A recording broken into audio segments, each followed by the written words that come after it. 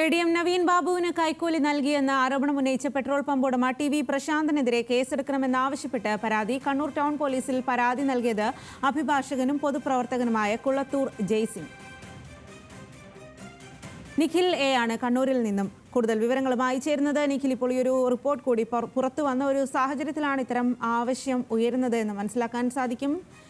എന്താണ് ഇപ്പോഴുള്ള ഒരു പരാതി?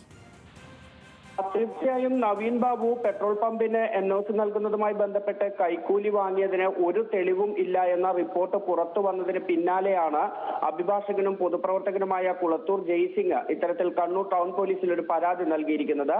മുഖ്യമന്ത്രിയുടെ ഓഫീസിൽ ADM ആയിരുന്ന നവീൻ ബാബുവിനെതിരെ അദ്ദേഹം കൈക്കൂലി വാങ്ങിയെന്ന് കാണിച്ച് പരാതി നൽകിയിരുന്നു എന്നതായിരുന്നു ടി.വി. പ്രശാന്തൻ ഇക്കാര്യത്തിൽ തുടക്കത്തിൽ ഉന്നയിച്ച വാദം. അത്തരത്തിൽ നൽകിയ പരാതിയുടെ കോപ്പി എന്ന പേരിൽ ഒരു രേഖയും പുറത്തുവിട്ടിട്ടുണ്ടായിരുന്നു. എന്നാൽ ഇതെല്ലാം വ്യാജമാണെന്ന് തെളിയുന്ന ഒരു സാഹചര്യം ഉണ്ടായി.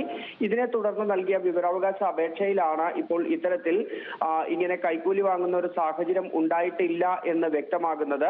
അതായത് കണ്ണൂർ ജില്ലാ കലക്ടറേറ്റ്, റവന്യൂ വകുപ്പ്, അതുപോലെ തന്നെ വിജിലൻസ് ഡയറക്ടറേറ്റ്, ഈ മൂന്നിടങ്ങളിലും നൽകിയ വിവരാവകാശ രേഖ പ്രകാരം ഒരു തരത്തിലുള്ള പരാതിയും ADM ആയിരുന്ന നവീൻ ബാബുവിനെതിരെ ലഭിച്ചിട്ടില്ല എന്ന് വ്യക്തമാവുകയാണ്.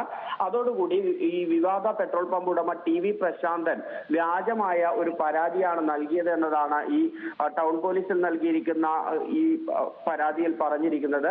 അതുകൊണ്ട് തന്നെ പ്രശാന്തനെതിരെ ഈ വ്യാജരേഖ ഉണ്ടാക്കിയതിന്റെ അടിസ്ഥാനത്തിൽ കേസെടുക്കുകയോ അതല്ലെങ്കിൽ ഈ ADM-ന്റെ മരണവുമായി ബന്ധപ്പെട്ട് നിലവിലുള്ള കേസിൽ പ്രതി ചേർക്കുകയോ ചെയ്യണം എന്നതാണ് ആവശ്യം. ഏതായാലും കണ്ണൂർ ടൗൺ പോലീസിലാണ് ഇത്തരത്തിലൊരു ആവശ്യം ഉന്നയിച്ചുകൊണ്ടുള്ള പരാതി നൽകിയിരിക്കുന്നത്.